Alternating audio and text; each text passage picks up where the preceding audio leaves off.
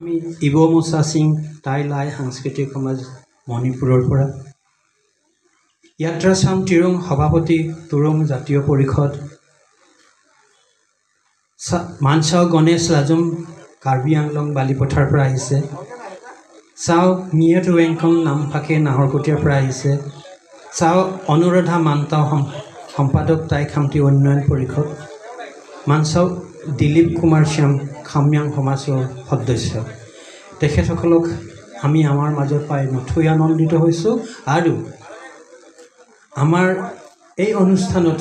তেখেতসকলৰ উপস্থিতিয়ে সৌষ্ঠৱ বৃদ্ধি কৰিছে আমি তাৰ বাবে গৌৰৱ অনুভৱ কৰিছোঁ লগতে এই প্ৰতিষ্ঠানত আৰম্ভণিৰে পৰা বহু ব্যক্তি নিস্বাৰ্থভাৱে সেৱা কৰি আহিছে আৰু সেইসকলৰ ভিতৰত আমি যিসকলে এই অনুষ্ঠানৰ কাৰ্যকৰী সমিতিৰ সভাপতি ৰূপে কাৰ্যনিৰ্বাহ কৰিছিল তেখেতসকলক আমি বিশেষভাৱে সম্বৰ্ধনা জনাবৰ কাৰণে আহ্বান কৰিছিলোঁ আৰু তেখেতসকল হৈছিলে গোলোক গোহাঁই তৰুণ গোহাঁই ইতিমধ্যে আমাৰ মাজত নাই তেওঁলোক দুয়ো দামচাও হৈছে আৰু তেখেতসকলৰ পৰিয়ালবৰ্গৰ আত্মীয়ক আমি আহ্বান জনাইছোঁ তাৰে ভিতৰত তৰুণ গোহাঁইৰ আত্মীয় ত্ৰৈলোক্য ফুকন আমাৰ কোঁৱৰ আমাৰ মাজত আহি উপস্থিত হৈছে আমি আনন্দিত হৈছোঁ মানচাও কুমুদ সন্দিকৈ ডাঙৰীয়াক আমাৰ ফালৰ পৰা পুনৰ আদৰণি জনাইছোঁ গিৰীন্দ্ৰনাথ গগৈ বিশেষ কাৰণত উপস্থিত থাকিব নোৱাৰিলে জীৱেশ্বৰ মোহন ছাৰো বিশেষ কাৰণত উপস্থিত থাকিব পৰা নাই আৰু মানচাওত বিৰিঞ্চি কুমাৰ গগৈ এইসকলে সভাপতি হিচাপে এই অনুষ্ঠানটোক আগুৱাই নিয়াত বহু বৰঙণি আগবঢ়াইছিল সেই বৰঙণিৰ কৃতজ্ঞতা স্বৰূপে আমি কেৱল তেওঁলোকক এটি সম্বৰ্ধনাহে জনাব পাৰোঁ তেওঁলোকৰ কৰ্তব্য পৰায়ণতা তেওঁলোকৰ নিষ্ঠা আমি চিৰদিন মনত ৰাখিম আৰু বিৰিঞ্চি কুমাৰ গগৈ ডাঙৰীয়াকো আমাৰ ফালৰ পৰা সাদৰ আদৰণি জনাইছোঁ আমাৰ মাজত উপস্থিত থকা বিভিন্ন টাই গোষ্ঠীৰ যিসকল গণমান্য ব্যক্তি আছে তেখেতসকলক আমি আদৰণি জনাইছোঁ মৰাণৰ দাঁতিকোখাৰীয়া অঞ্চল আৰু মৰাণকে ধৰি যিসকল সদাশয় ব্যক্তি আহি আমাক এই অনুষ্ঠানত যোগদান কৰিছেহি আমাক অনুপ্ৰাণিত কৰিছে সেইসকলকো আমি এই চেগতে আদৰণি জনাইছোঁ আমাৰ উদযাপন সমিতিৰ সমূহ কাৰ্যকৰ্তা আৰু লগতে ছাত্ৰ ছাত্ৰীসকলক যিসকলৰ অৰিহণা অবিহনে যিসকলৰ কৰ্মতৎপৰতাৰ অবিহনে আমি এনেকুৱা এখন সভা আহ্বান কৰিব নোৱাৰিলোহেঁতেন সেইসকলক মই আৰম্ভণিতে কৃতজ্ঞতা স্বীকাৰ কৰিছোঁ আৰু পুনৰবাৰ সকলোটিকে আদৰণি সম্ভাষণ জনাই উদযাপন সমিতিৰ সভাপতি হিচাপে মই এই আদৰণি ভাষণ সমাপ্ত কৰিছোঁ ধন্যবাদ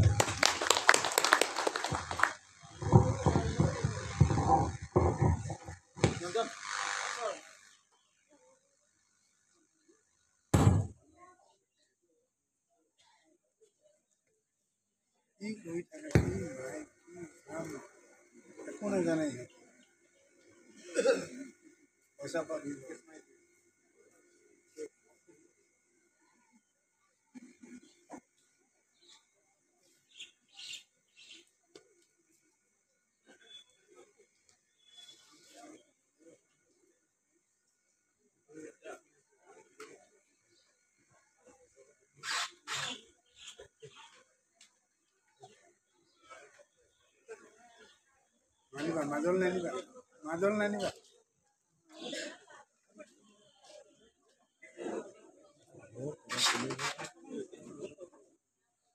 বতৰটো ভালে হৈছে কি হ'ল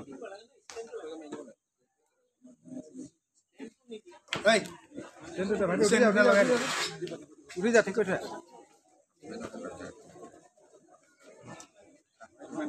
এইফালে আনা ইয়ালে ইয়াত খাওঁ ইয়াতে এইফালে আন তাক বুজাই দিয়ক কথাটো এইটোৱে ঠিক হ'ব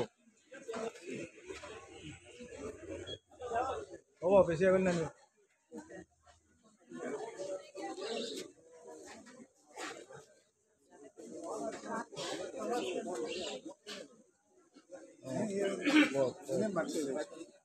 নিজে ঘূৰাই ল'ব দেউতা আছে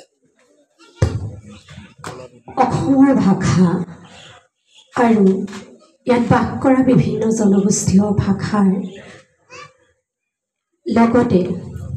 অসমীয়া ভাষা সাহিত্যৰ গৱেষণা ক্ৰমত বিশেষভাৱে বাট কাটি দিয়া অসমৰ স্বনামধন্য হেমচন্দ্ৰ বঁটাপ্ৰাপ্ত সাহিত্যাচাৰ্য বঁটাপ্ৰাপ্ত ডক্টৰ ভীমকান্ত বৰুৱাদেৱ আমাৰ মাজত আহি উপস্থিত হৈ আমাক কৃতাৰ্থ কৰিছে। আজি মুকলি সভাৰ নিৰ্দিষ্ট বক্তা হিচাপে তেখেতক আমন্ত্ৰণ জনাই অনা হৈছে। আমি ছাৰক তেখেতৰ ভাষণ প্ৰদান কৰিবৰ বাবে অনুৰোধ কৰিছোঁ।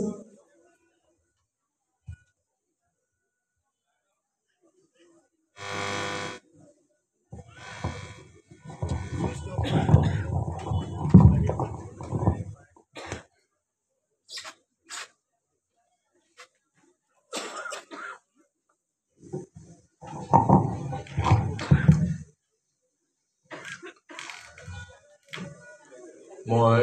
জয় জয়তে আপোনাসকল সকলোলৈকে মোৰ সেৱা নিবেদন কৰিছোঁ। মঞ্চত উপবিষ্ট মাননীয় সভাপতি অধ্যাপক ডক্টৰ ফুকন,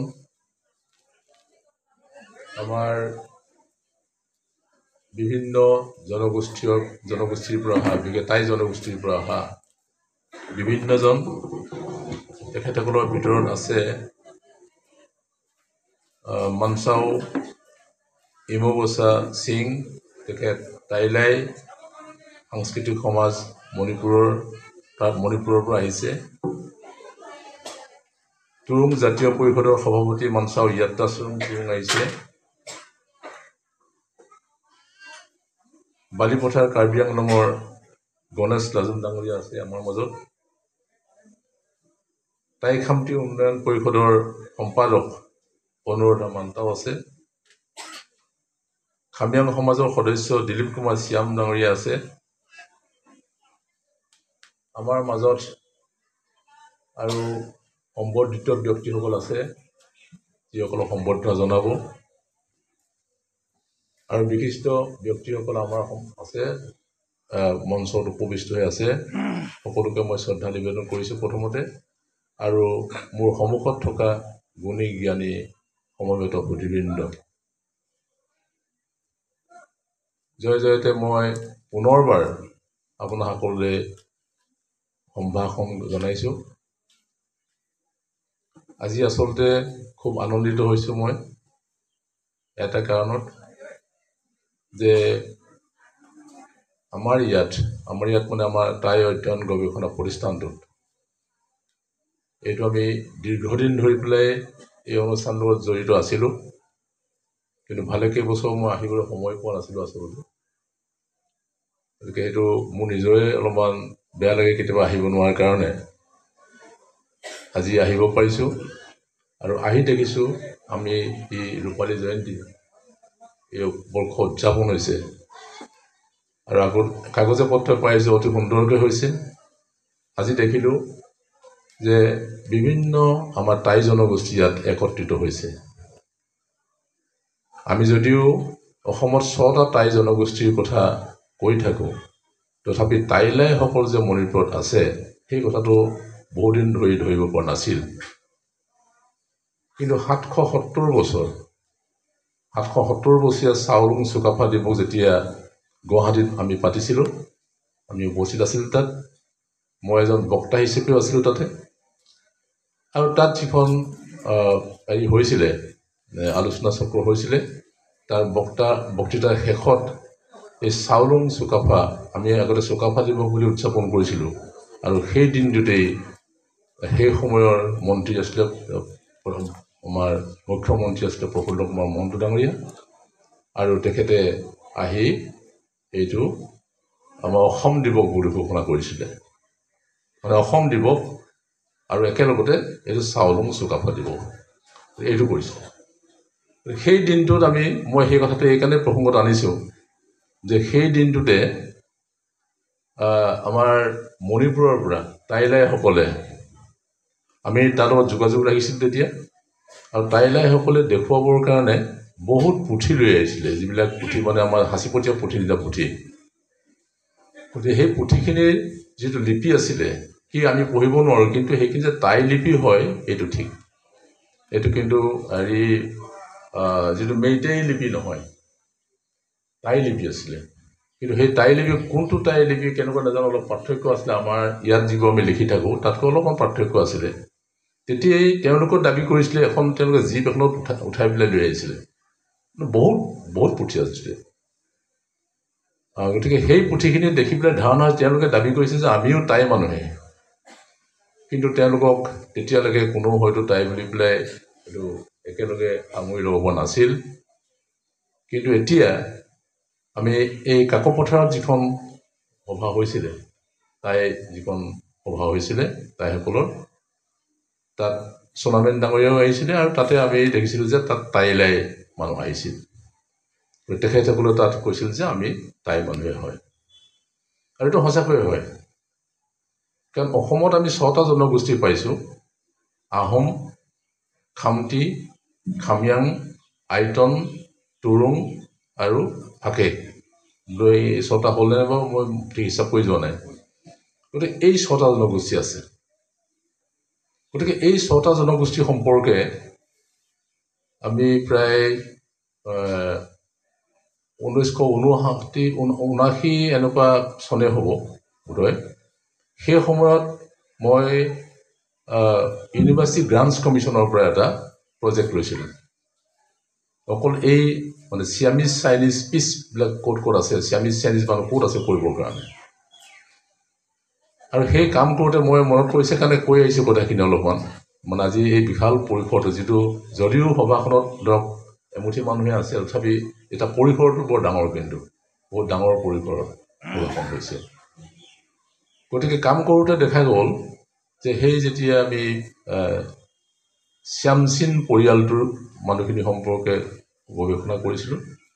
সেই সময়তে আমি দেখিছিলোঁ যে তাৰ ভিতৰে ভাষাবিলাক কিছুমানে ক'বলৈ এৰি দিছে, নাইকিয়া হৈছে। আৰু কিছুমানৰ মাজত ভাষাটো আছে, যেনে ধৰক আমাৰ ফাকেসকলৰ মাজত আছে, খামটিসকলৰ মাজত আছে, খাময়াংসকলৰ মাজত আছে। খাময়াংসকলৰ মাজত আছে বুলি ক'বও পাৰি, নক'ব মই ক'ম বাৰু। কিন্তু আইটনীয়াসকলৰ মাজত আছে, যিসকল আইটন মানে যিখন বালিপথাৰ শ্যাম গাঁও, আহোমনি আইটন, এই যিবোৰ গাঁও আছে, এই গাঁওবিলাকলৈ মই সেই সময়তে গৈছিলোঁ। আৰু এই যিখিনি যে বালিপথাৰ শ্যাম গাঁও বুলি কৈছে, ইয়াত যিখিনি খাময়াং মানুহ আছে আমাৰ তিতাবৰ অঞ্চলত, সেই গাঁওবিলাকো সেই সময়তে যোৱা, মটৰচাইকেলত তেতিয়া গৈ পেলাই এইবোৰ কাম কৰিছোঁ। গতিকে তেতিয়া তাৰমানে আজি কথাটো হ'ল যে এই যে গোটেই গোষ্ঠীবিলাক মানে 7টা টাইলাই ধৰিলে 7টা হয়, এই 7টা টাই জনগোষ্ঠী যে উত্তৰ পূব ভাৰতত আছে, আৰু সেই কথাটো একেলগে আজি আমি লগ পাই পেলাই বেছি আনন্দিত। সেই কথাটোকে আচলতে মই ক'ব বিচাৰিছোঁ, প্ৰকাশ কৰিব বিচাৰিছোঁ। গতিকে আৰু তাত দেখা যায় যে আমাৰ যিবোৰ ভাষা আমি যদিও আমি বেলেগে বেলেগে কৈ আছোঁ, ইয়াত আমি খামটি বুলি কৈছোঁ, খাময়াং বুলি কৈছোঁ, আইটন বুলি কৈছোঁ, তুৰুং বুলি কৈছোঁ, আচলতে এই ভাষাবিলাক যে খুব ভালকৈ চোৱা যায়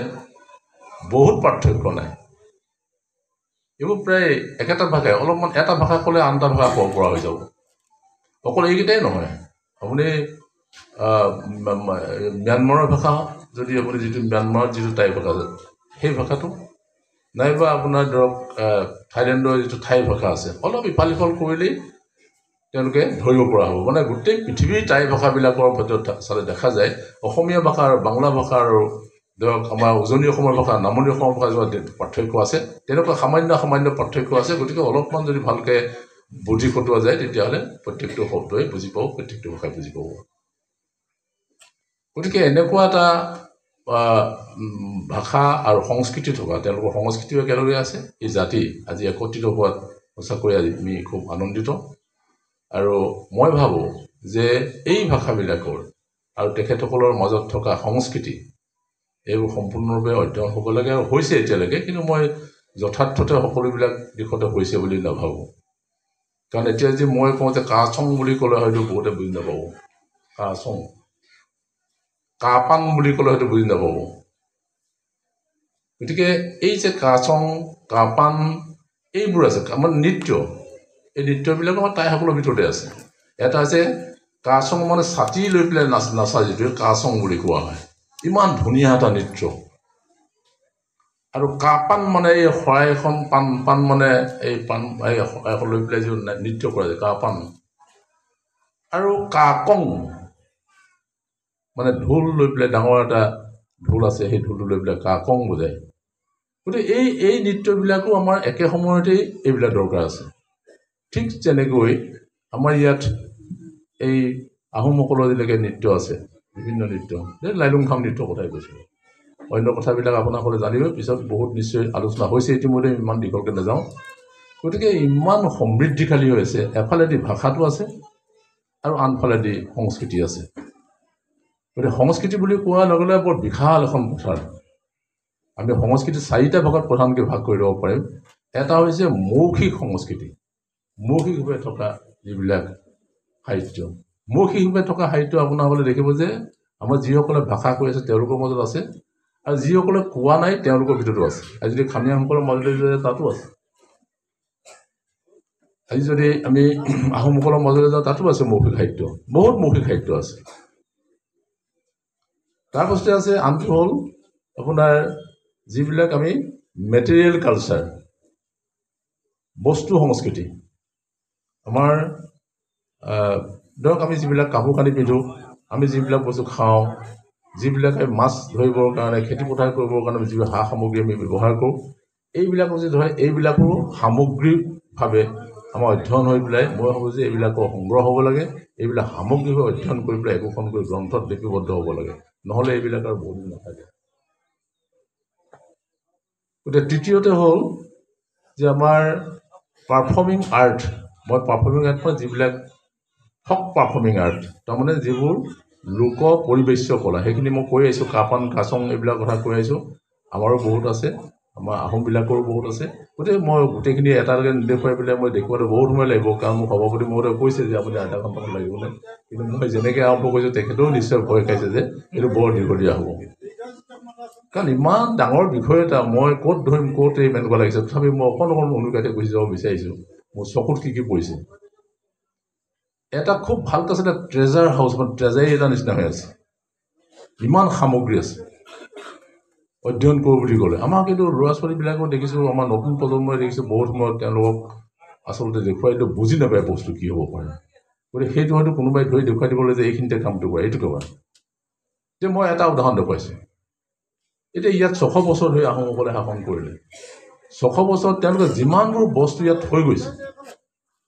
এইখিনি ডাঙৰ সম্পত্তি হয় আমাৰ অকল আমাৰে নহয় গোটেই অসমৰ সম্পত্তি এই সম্পত্তিখিনি আমি কেনেকৈ সংৰক্ষণ কৰিব লাগিব সেইটো আমি জানিব লাগিব আমাৰ সম্পত্তি আমাৰ যেনেকৈ মই অলপ আগতে ক'লে আমি ভাষাটোৱে এৰি দিছোঁ আমি এতিয়া পলিন পুঠা বুলি আমাৰ গীতটো গাওঁতে আমি এই আদৰণি যিটো গীত গাই পলিন পুঠা আমি কৰিলোঁ কিন্তু পলিন শব্দটো যদি কাৰোবাক সোধা যায় কিন্তু পুঠাও শব্দটোৰ অৰ্থ বুজা যায় আজিকালি সেইবিলাকে ক'ব নোৱাৰা অৱস্থা হৈছে নিচাদেউ বুলি ক'লে কি হ'ব আপাদেউ বুলি ক'লে কি হ'ব আনাইদেউ বুলি ক'লে কি হ'ব এইবিলাক এতিয়া ল'ৰা ছোৱালীৰ মাজত নাইকিয়া হৈছে গতিকে আমি এৰিবলৈ হ'লে আমি সেইটোকে কৈছোঁ যে এইটো সংৰক্ষণ কৰিব লাগিব নহ'লে সংৰক্ষণ আমি কৰিবলৈ গ'লোঁ আমাৰ যিবিলাক বস্তু আছে সেই বস্তুবিলাক আমি থকা বস্তুবোৰ আমি লোকৰ বস্তুবোৰ পাই পেলাই ঘপঘপকৈ আমি বজাৰৰ পানী কিনি খালোঁ খোৱাৰ পাছত দেখা গ'ল যে এই সাৰ বহুত কিবা কিবি সাৰ দি পেলাই ধৰিছিলে এই শস্যবিলাক শাক পাচলিবিলাক কৰিছিলে সেই সাৰবোৰ খাই পেলাই বেমাৰ হোৱাৰ নিচিনাকৈ এটা সময়ত বেমাৰ হ'বলৈ আৰম্ভ কৰিব এতিয়া হৈছে গতিকে আমাৰ নিজৰ বস্তুবিলাক যিবোৰ আছে সেই বস্তুবিলাক পৰম্পৰা ৰাখিও আমি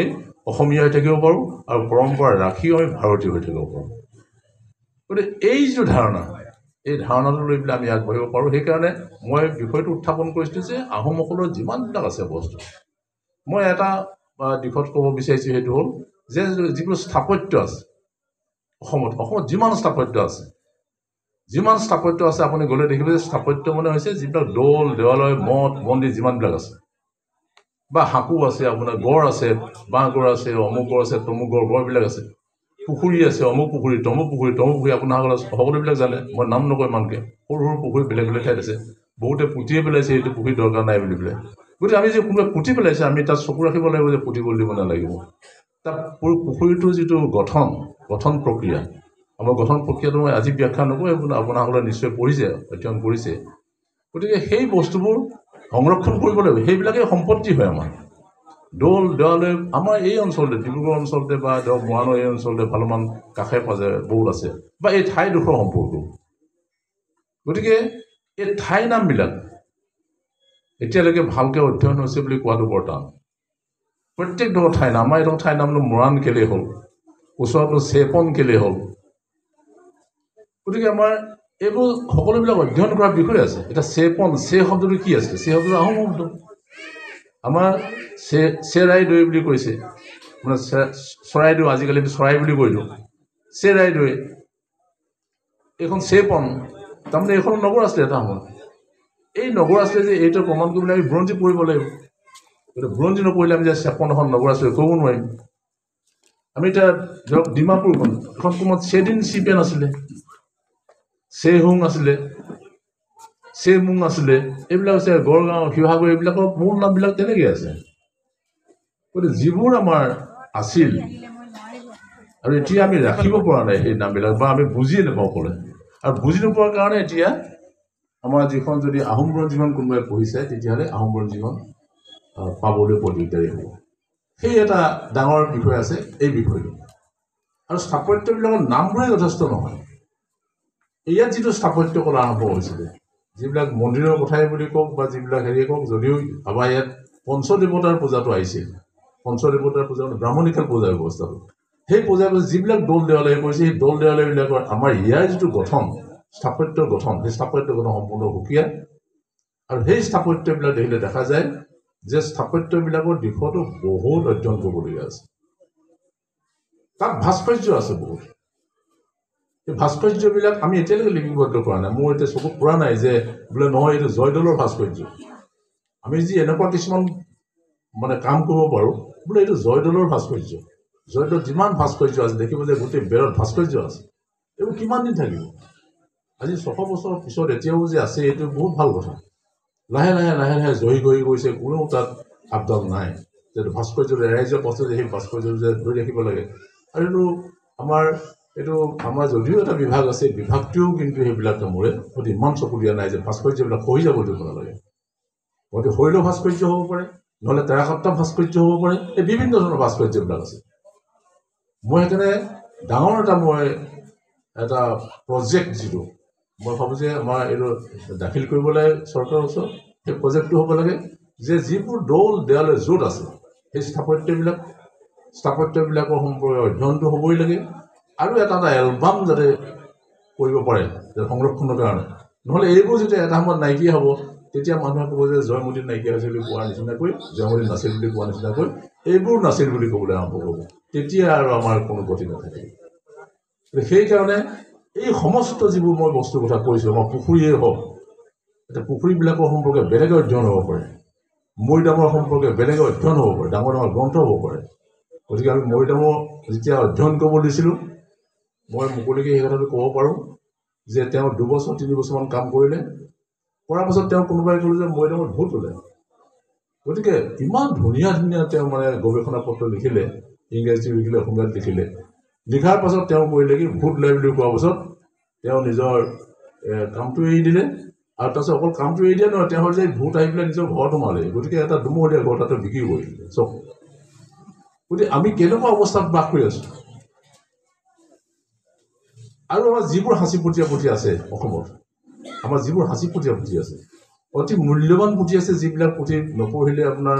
এই তাইসকলৰ আমি যে পঢ়ি থাকোঁ, ধৰ্মৰ বিষয়ে পঢ়ি থাকোঁ, গতিকে সেইবোৰ পঢ়িব লাগিব। আমাৰ হয়তো জ্ঞানেন্দ্ৰ ফুকনে পঢ়িছে, আমাৰ হয়তো গীন ফুকনে পঢ়িছে, বা বিভিন্ন মলমসকলে এইবিলাক পঢ়িছে, অধ্যয়ন কৰিছে তেখেতসকলে। কাৰণ তেখেতসকলেতো এনেকৈ মুকলিমূৰীয়াকৈ পঢ়ি পেলাই থাকিলেই শেষ নহ'ব। আমি আৰু ৰেকৰ্ড কৰিব লাগিব, লিখিব লাগিব ক'ৰবাত, আৰু লিখি আমাৰ ফিউচাৰ ভৱিষ্যত প্ৰজন্মৰ কাৰণে থৈ যাব লাগিব। পুলাঞ্চি আমাৰ যিখন যে ইয়াত গৱেষণা পত্ৰ ওলাই থাকে, গতিকে পুলাঞ্চিত লিখিব লাগিব। ধুনীয়াকৈ গৱেষণা কৰি পেলাই আপোনাসকলেই কৰিব লাগিব। সেইবোৰ কাম আমি কৰি থাকিবলৈ সম্ভৱ নহ'ব আৰু এতিয়া লাহেকৈ। গতিকে সেইকাৰণে আমাৰ যিখিনি অধ্যয়নকাৰী লোক আছে তেখেতসকলে কৰিব লাগিব এখন আজিয়েই আপোনাসকলে এটা মনস্থ কৰক যে আমি প্ৰত্যেকে এখন উপহাৰ আমি দি যাম এই তাই ইনষ্টিটিউটত তাই ষ্টাডি ৰিচাৰ্চ তাই অধ্যয়ন আৰু গৱেষণা পৰিচালনাৰ কাৰণে আমি এখন দি যাম যাতে পুলাঞ্চি মানে আমি ভৱিষ্যতলৈ যিবোৰ কাগজ আমি থৈ যাম যাতে ল'ৰা ছোৱালীবিলাকে গম পায় আজি আৰু অলপ দিন আছে ধৰক 50 বছৰমান যদি আৰু যায় এইটো মোৰহে ধাৰণা হৈছে যদি চেষ্টা নকৰে ৰাখিবৰ কাৰণে তেতিয়াহ'লে আমাৰ বহুত বস্তু হেৰাই যাব কাৰণ আপোনাসকলেও নিশ্চয় গম পাইছে যে আমি 50টা বছৰত বহুত বস্তু নিজৰ হেৰাই গ'ল অসমীয়া মানুহৰে বহুত বস্তু হেৰাই গ'ল এতিয়া আমাকো যদি সোধে আমিও কিছুমান শব্দ হয়তো নতুনকৈ মনত আছে কিন্তু সেই শব্দটো কোৱাৰ লগে লগে বুজি নাপায় এতিয়া মই এটা উদাহৰণ দেখুৱাইছোঁ উৰুষা ঘৰত বাৰিষা থাকে বুলি এটা হেৰি প্ৰবচন এটা আছে আপোনাৰ ফকৰা এটা আছে উৰুষা ঘৰত বাৰিষা থাকে এতিয়া উৰুষা ঘৰত বাৰিষা থাকে উৰুষা ঘৰটো কি বস্তু বুজি পোৱা নাই উৰুষা ঘৰ তাৰমানে খেৰৰ ঘৰত নথকা হ'ল যে এতিয়া খেৰৰ ঘৰত সাধাৰণতে উৰুষি থাকে এতিয়া টিনৰ ঘৰ উৰুখিলেও ফুটাটো মাৰি দিয়ে গতিকে এই শব্দবিলাকো নুবুজা হৈ গ'ল এইবোৰ মই টাই ভাষাৰ শব্দ বুলি কোৱা নাই কিন্তু অসমীয়া ভাষাৰ শব্দ আপুনি প্ৰত্যেকটো বস্তুৱেই অসমীয়া ভাষা এতিয়া এনেকুৱা অৱস্থাতে গৈছে অসমীয়া ভাষা সাংঘাতিক গৈ আছে আৰু আমাৰ টাই ভাষাবিলাকতো উঠাই নাই চব আমি সেইকাৰণে এতিয়া আমি যিবোৰ আমি ব্যৱহাৰ কৰি আছোঁ সেই ব্যৱহাৰ কৰি থকাখিনি ৰাখি আৰু আগতে যিবোৰ ব্যৱহাৰ কৰি আছিলে সেইবোৰ আমি ব্যৱহাৰ কৰি পেলাই আমাৰ নিজৰ সংস্কৃতিটো ৰক্ষা কৰিবলৈ চেষ্টা কৰিব লাগিব আমি পিন্ধা উৰাৰ ক্ষেত্ৰতে হওক বা অন্য ক্ষেত্ৰতে সেইবোৰ কৰিব লাগিব গতিকে মই আগৰ প্ৰসংগলৈ আহিছোঁ মই যিবোৰ স্থাপত্য ভাস্কৰ্য পুথিবিলাকৰ কথা কৈছোঁ এই পুথিবিলাকৰ ভিতৰত চব কি পুথি আছে এই পুথিবিলাকৰ ভিতৰত প্ৰায় 7বিধমান পুথি আছে মই এইবোৰ কথা লিখিছোঁ এই লিখা মোৰ উদ্দেশ্যটো আছিলে যে জনসাধাৰণৰ মাজলৈ যাতে বস্তু বিষয়টো লৈ যাব পাৰি আৰু জনসাধাৰণৰ মাজলৈ নিবৰ কাৰণে কিয় চেষ্টা কৰা হৈছিলে কাৰণ তেওঁলোকে মূল বস্তুবোৰ চাব লাগিব এনেই কোনোবাই ক'লে বুলি পেলাই সেইটোকে লিখি দিব নালাগে সেইকাৰণে সংস্কৃতৰ এটা কথাই আছে যে স্বতং বুৰেট মা লিখেত মানে কথা কৈ থকা শত কথা কৈ থকা মানে 100 200 300 শব্দ বা কথা কৈ থাকক সিদ্ধান্ত দি থাকক কিন্তু লিখিব নালাগে যেতিয়ালৈকে এটা তথ্যপূৰ্ণ মা লিখেত বুলি কৈছে লিখিব নালাগে লিখাৰ আগতে এনেকুৱা সভা সমিতিত ক'ব লাগে যে ক'লে কাৰোবাৰ বা কিজানি তাৰ বিপৰীতভাৱে এটা সমালোচনা আহে সেই সমালোচনা যদি কোনোবাই কৰে সেইটো গ্ৰহণ কৰিব লাগে আৰু গ্ৰহণ কৰাৰ পাছত তাক লিপিবদ্ধ কৰিব লাগে গতিকে আমি যিকোনো কথা লিখি দিব নালাগে মই এতিয়া দেখিছোঁ আমাক হয়তো বুৰঞ্জীয়ে উপেক্ষা কৰা নাই কিন্তু আমাক হয়তো ক'ৰবাত বুৰঞ্জীবিদে বা কোনোবাই যি কৰিছিল আপোনালোকে তেওঁ কিন্তু উপেক্ষা কৰিছে গতিকে আমি বহুত চিন্তা কৰিবলগীয়া অৱস্থা হৈছে এই সময়ত আপোনাসকলক মই নতুনকৈ কোৱাৰ কোনো দৰকাৰ নাই এইবোৰ আমি প্ৰত্যেকেই এই কথাবিলাকত অভ্যস্ত হৈ পৰিছোঁ মই সেইকাৰণে এইখিনি কথা কৈছোঁ আৰু আনটো হ'ল এই যে আমাৰ বিভিন্ন ঠাইৰ নামবিলাক নদীৰ নামবিলাক এই নামবিলাক মানুহৰ নামবিলাক চাওক এইবোৰ যে এটা বিষয় হ'ব পাৰে সেই বিষয়বিলাকৰ সম্পৰ্কেও আমি অধ্যয়ন কৰা দৰকাৰ আছে কাৰণ আজি এতিয়া দেখিব যে গোটেই পৃথিৱীতে অনমেষ্টিক ছায়েন্স বুলি এটা বিষয় গা কৰি উঠিছে অনমেষ্টিক ছায়েন্স হ'ল আপোনাৰ নামবোৰ অধ্যয়ন কৰে নাম কি অধ্যয়ন কৰিব নাম অধ্যয়ন কৰিব এজন মানুহৰ নাম অধ্যয়ন কৰিব মই উদাহৰণস্বৰূপে দেখুৱাইছোঁ এজন মানুহৰ নামত কি থাকে তেওঁ শ্ৰী এটা শব্দ থাকিব আগফালে আমাৰ কথা কৈছোঁ আমাৰ ইয়াৰ মানুহ শ্ৰী থাকিব জানিব লাগিব যে মানুহজন জীয়াই আছে তাৰপিছত মানুহজন নামটো থাকিলে নামটো থকাৰ পিছত দেখা গ'ল নামটো কি হ'ব পাৰে মোৰ নামটো চালে মানে এতিয়া আপোনাৰ দেখিব যে এই নামটো এই মহাভাৰতত আছিলে হয় তেনেকুৱা নাম এটা আনি পেলাই কোনোবাই দি দিছিলে সৰুতে সেই নামটো গতিকে মহাভাৰতখন মনত পেলাই দিব তাৰপিছত কান্ত বুলি আকৌ এটা থাকিব পিছতে মোৰ নামটোৰ কথাই কৈ আছোঁ কান্তটো দেখাব যে এজন পুৰুষ হয় আৰু একেলগে আহিলে যে এওঁ হিন্দু হ'বনে ইছলাম হ'বনে এজন খ্ৰীষ্টিয়ান হ'বনে কি হ'বনে এইটো আমাক কিন্তু কৈ আছে নামটোৱে আপোনালোকে খুব ভালকৈ চাব আৰু নামটো শুনিলে গম পাই যাব যে তেওঁ কোন ধৰ্মৰ মানুহ তাৰ নামটো অতি সাংঘাতিক বস্তু নামটোতে গোটেই বস্তুবিলাক সোমাই আছে তাৰপাছত উপাধি দিলে যাব বোলে অমুক গোহাঁই তেতিয়া বুজিব যে গোহাঁইবিলাক কোন আছিলে তেতিয়া আপোনালোকে জানেই যে ৰজাগৰীয়া মানুহ আছিলে সেইবিলাক গতিকে আপুনি ফুকন বুলি ক'লে বুজি পাব যে কোনোবা বিষয় আছিলে বৰুৱা বুলি ক'লে কোনোবা বিষয় আছিলে গতিকে নামটোৱে ক'ব নোৱাৰাকৈ এইবিলাক বস্তু তন্নকৈ কৰি গৈছে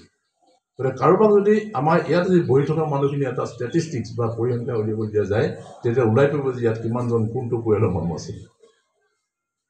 আপুনি স্কুল বা কলেজৰ যিবিলাক ৰেজিষ্টাৰ বহি আছে যিবিলাক পঞ্জীয়ন বহি আছে এই পঞ্জীয়ন বহিৰ নামবিলাক গোটালে এই ডাটাবিলাক সহজে ওলাই যাব গতিকে আমি এই বিষয়বিলাক এটা নাম লৈ অধ্যয়ন কৰিব পাৰোঁ ঠাইৰ নাম লৈ অধ্যয়ন কৰিব পাৰি কিছুমান ঠাইৰ নাম দেখিব পানী মাটি লৈ পেলাই হৈছে কোনো পাহাৰৰ নামত হৈছে আমাৰ দেখিব মই উদাহৰণস্বৰূপে দেখুৱাইছোঁ চাব আমি এতিয়া এখন ডিব্ৰুগড় বুলি ক'লোঁ সেইফালে গড় বুলি ক'লোঁ কোনোবা বোলে বাঁহগড় বুলি আছে চাব আপোনাৰ অমুক গড় আছে নিমনা গড় বুলি আছে এইবোৰ গড় আছে ইয়াত কিন্তু গছৰ গুৰিৰ নাম আছে শিমলু গুৰি আছে আহঁত গুৰি আছে এইবিলাক আছে আমাৰ ইয়াত আপুনি ইয়াৰ পৰা যে গৈ থাকিব নগাঁও পাব এতিয়া দেখিব যে আহঁতৰ গুৰি বুলি ক'ব আৰম্ভ কৰিছে আহঁত নকয় আহঁত গুৰি নকয় আহঁতৰ গুৰি তাৰপৰা যে সিফালে যাব দেখিব যে সিফালে গৈ থাকোঁতে নামবোৰ সলনি হৈ গৈ আছে সলনি হৈ গৈ পেলাই লাহে লাহে যে সিফালে পাব গোৱালপাৰা পাব নাপতিপাৰা পাব অমুক পাৰা পাব চাবচোন তাত কি আছে এই বস্তু সিফালে আছে তাৰপৰা যেতিয়া আপুনি গোৱালপাৰালৈকে যাব এই পাৰাবিলাক পালে আপুনি এতিয়া এই লখিমপুৰৰ ফালে ঘূৰি পেলাই গুচি আহক এইফালে চাওক কি আছে এইফালে চালে দেখিব যে লখিমপুৰ আছে গহপুৰ আছে চব পুৰবিলাক সেইফালে আছে তেজপুৰ গহপুৰ লখিমপুৰ ডিব্ৰুগড় আৰু চাওক আপুনি গোটেই ঠাইবিলাক যদি ভাগ কৰি দিব বিচাৰে যে গোটেই অসমৰ এখন মেপত ৰাখি লওক দেখিব যে এইখিনিতে পুৰবিলাক আছে আপুনি আকমাৰি দিব পাৰিব এইখিনিতে পাৰাবিলাক আছে আপুনি আকমাৰি দিব পাৰিব এইখিনিতে গছৰ গুৰিবিলাক আছে পুখুৰীবিলাকৰ নাম আছে আপুনি আকমাৰি দিব পাৰিব কি আছে তেতিয়া এইখনেই অসম আৰু তাতেই আমাৰ সম্পত্তিবোৰ লুকাই আছে য'তেই পুখুৰী আছে য'তেই গড় আছে তাতে লুকাই আছে অৱস্থা গতিকে আমি বিশাল অধ্যয়নৰ ফালে যোৱাৰ অৱকাশ আছে কিন্তু আমি সেই অধ্যয়নবিলাক আচলতে আমি খুব মনোযোগ দি পেলাই অধ্যয়ন কৰিব লাগিব আৰু বিজ্ঞজনৰ পৰা হয়তো অলপ পৰামৰ্শ ল'ব লাগিব তেতিয়াহ'লে হয়তো তেনেকুৱা ধৰণৰ দিশত যাব পৰা যায় মই এইখিনি কথা এইকাৰণে কৈছোঁ যে আমাৰ ইয়াত বহুত উদীয়মান ছাত্ৰ ছাত্ৰীও আছে হয়তো বিভিন্ন ধৰণৰ লেখক আছে গতিকে তেখেতসকলে যদি অকণমান হেৰি কৰে এই কথাখিনি ক'ব দ্বিতীয়তে বহুত গল্পকাৰ বা ধৰক উপন্যাস লিখা মানুহ আছে ইয়াতে তাত আপুনি যদি আজি উপন্যাসবিলাক পঢ়ে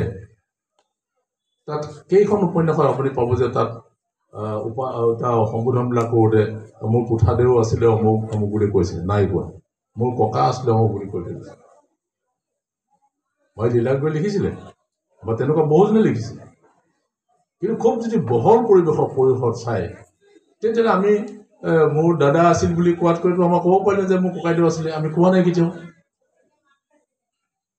সেই সময়তে মোৰ নিচাদেউ আহি ওলালে এই গল্পত লিখিছে ক'ব পাৰিলে নাই কোৱা কিন্তু কৈছে কি মোৰ কি কয় জেঠু এনেকুৱা আহি ওলাইছে ক'ব